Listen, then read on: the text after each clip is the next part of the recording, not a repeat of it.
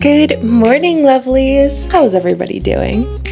Don't mind this very messy room behind me. We are gonna work on that together, but today is a very exciting day. I feel like I'm finally getting to cross off one of my Becoming Canadian bingo cards. I'm going to Muskoka. I'm so excited. It is a little bit overcast and might be a little bit rainy, but I feel like that's gonna have the best cozy Muskoka cabin vibes. And Dylan and the dogs and Alexandra are coming with us, so it's gonna be incredible. I'm super excited, but we have a bunch of things we have to do before we can go, so let's get the day started.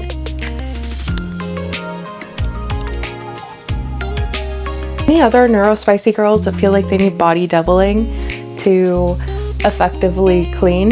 That's what YouTube's for. I've got Alexis Eldridge. I've been watching her lately. She's really cool. She lives in New York City. So let's turn her on and let's get to cleaning.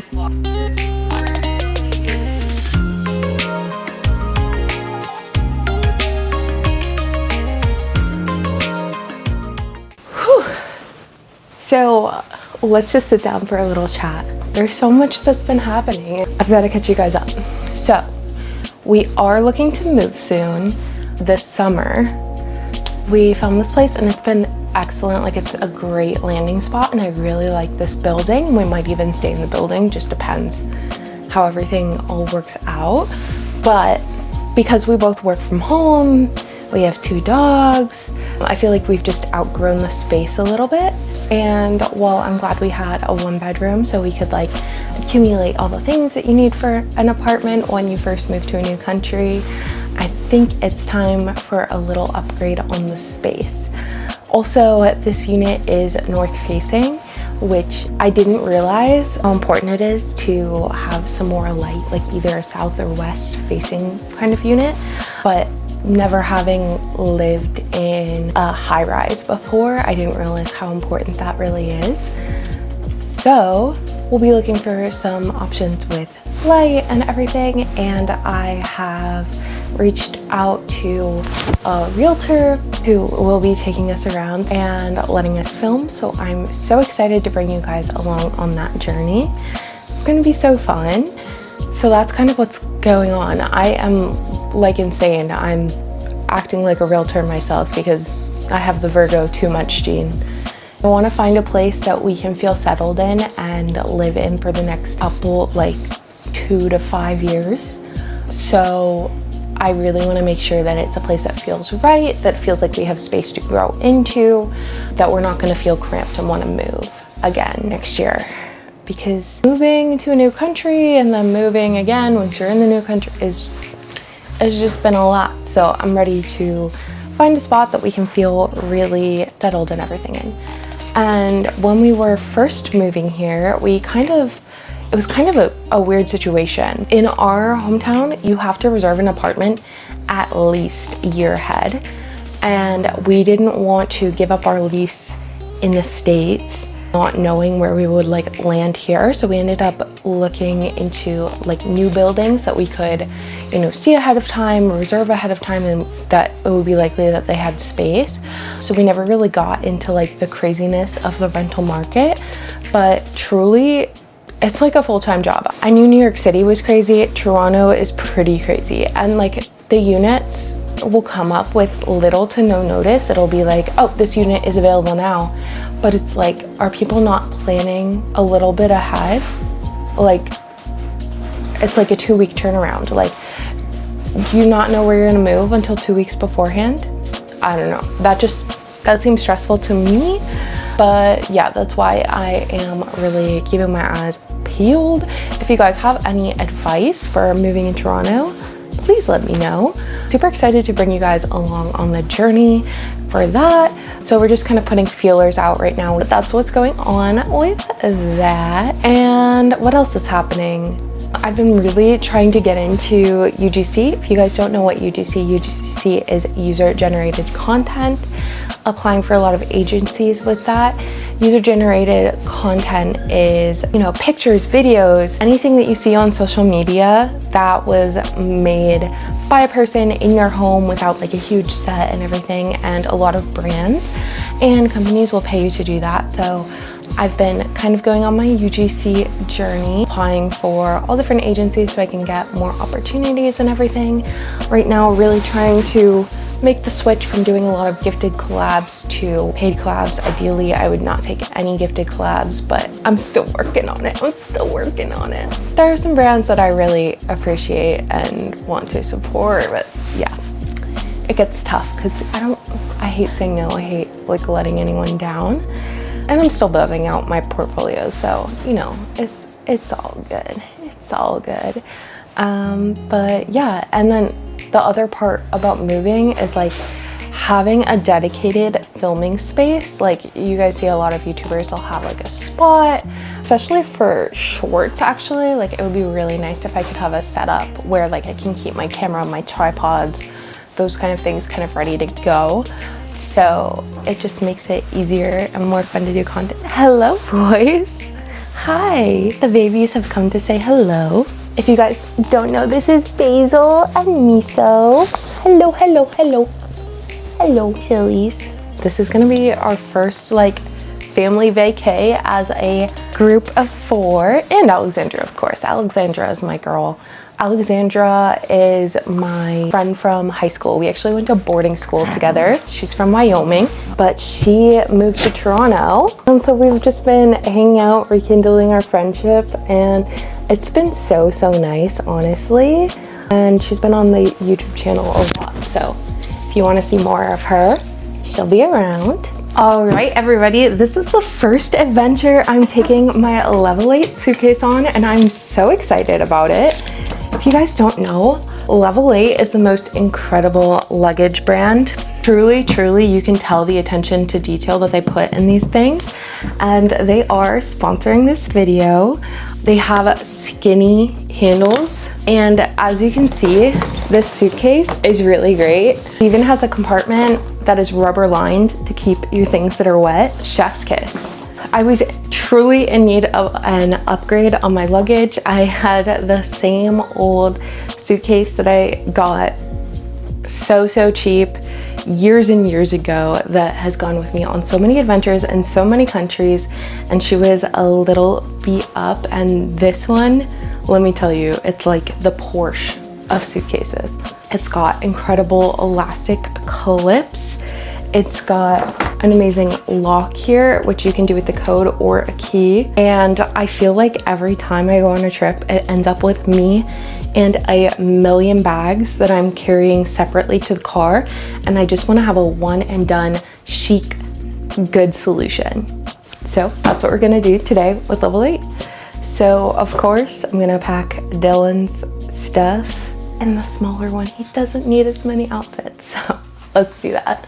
All right, as you guys can see, I still have tons of room in here, so I might be able to fit all the clothes on this side and then do shoes, dog stuff, all the other stuff, electronics on the other side.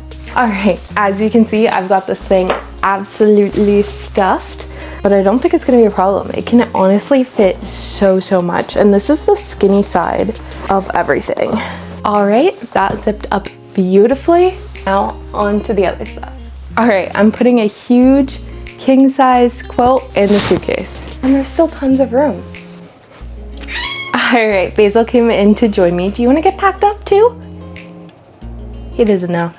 But I'm gonna pack up some PR that I'm gonna bring to film with. All right, also gonna pack some swimsuits. These are from Meat Curve. If you know, you know.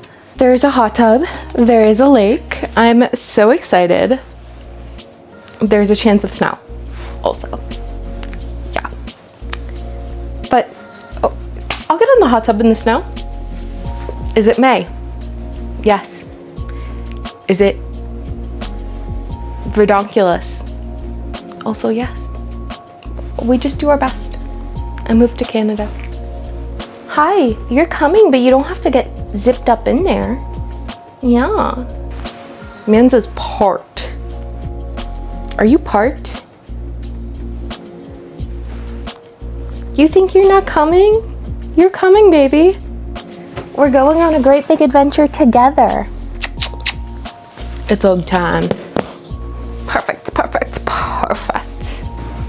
All right, let's get a clipped. Homie, you're coming. You're coming. I gotta go zip.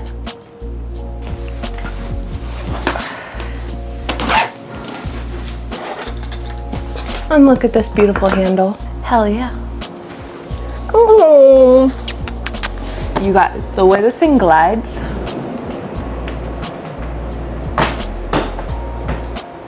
And I have my whole life packed up in there. There's probably 100 pounds. All right, before we can go, gotta get ready. So this is the game plan. We are going to go to Alexandra's. She lives closer to the well. So take Dylan there, take the boys there. It is a work day, so Dylan is working from home, as is Alexandra. So they've got to do their meetings and whatever, and then once they're ready, I'm ready. We will get going from there. So that's the plan. I just went in with the Blacklight Hydrating Shine Oil. If you guys have not tried this yet and you're blonde in Canada, the brand is Oligo. I'm obsessed with it, like truly converted. I thought I was gonna be an Ava NYC girl till I die, and I'll still use some of their stuff, but this has changed everything. All right, trying to get some oil. My hair's a little dry. Okay, it is so hot in here. We live on the top floor. It never occurred to me that heat rises. So all of the heat from the whole building ends up here. Crazy how that works. I don't know. I thought it would be maybe more high tech or it wouldn't be a problem. We always have the windows open. Like even if it's snowing in the winter, they've got to be open. All right, while that's heating up, let's get some hydration. Gonna go in with the Clinique Moisture Surge. And I like to use my gua sha just to kind of get a little bit of my puffiness down. I am a girl who runs puffy. I'm wondering, I've been hearing a lot about high histamine, and I feel like that might be me. I'm like allergic to a lot of things and kind of always have a huge immune response. That's a journey for another day. I'm just gonna do some little curls, mostly at the bottom, just so I look a little more put together. I do wear my hair in braids at night usually, so I end up with like curls kind of, well, like waves through the middle and then it's straight at the end. It was silly, I think. It's like, what do they call that? Utah curls. So I do have a piercing appointment. A little backstory on my kind of piercing journey. Like I said, I have high histamine and I had a seriously bad allergy to nickel as a kid. It's gotten so much better now. It doesn't even bother me anymore. But when I was a kid, I was allergic to nuts. I still have a bee allergy and nickel was really bad. I would break out into hives from like the grommets or the buttons on my jeans. So that's always kind of been a thing. And then when I was 6, I got my ears pierced after begging and begging and begging. You've guessed it, Claire's, which I felt so cool and so chic, going to Claire's, running through Libby Lou to get a little glitter on my head. My mom absolutely hated that. My ears didn't heal for a really long time. I would say from age like 6 to 8, I struggled with them bleeding a lot. They didn't heal, and that was a really big struggle. So pretty much from that age, I stopped wearing my earrings and I just kind of let them close.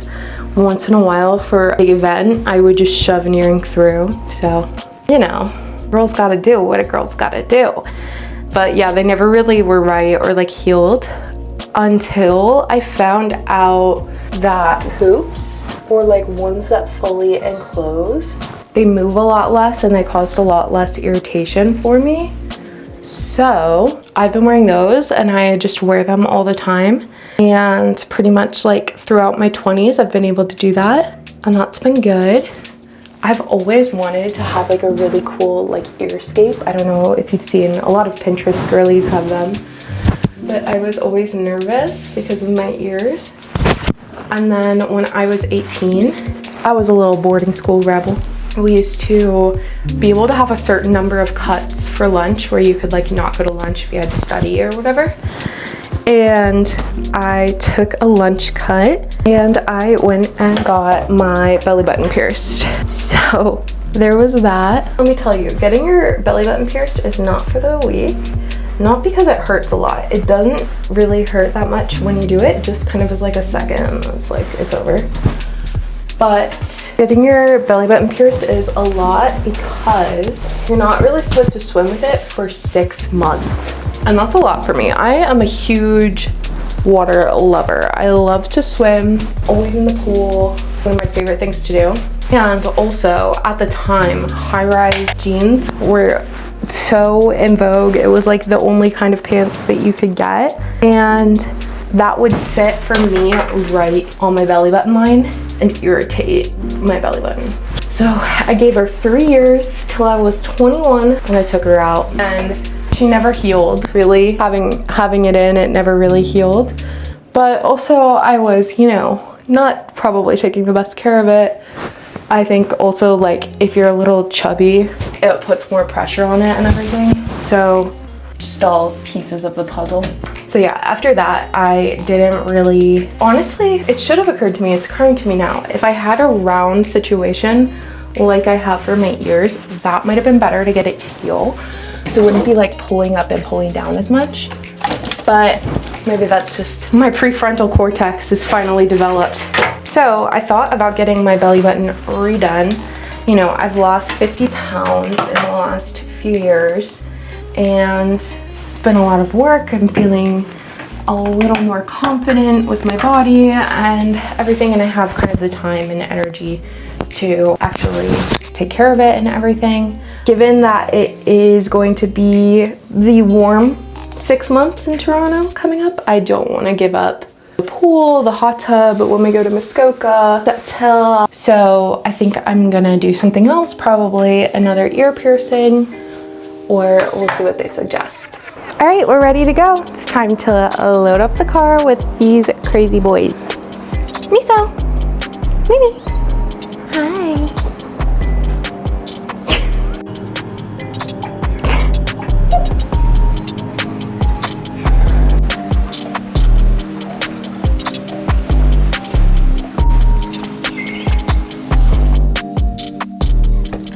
Oodles of doodles. I swear they multiply every day. I'm pretty sure if you have 2 or 10, it feels the same.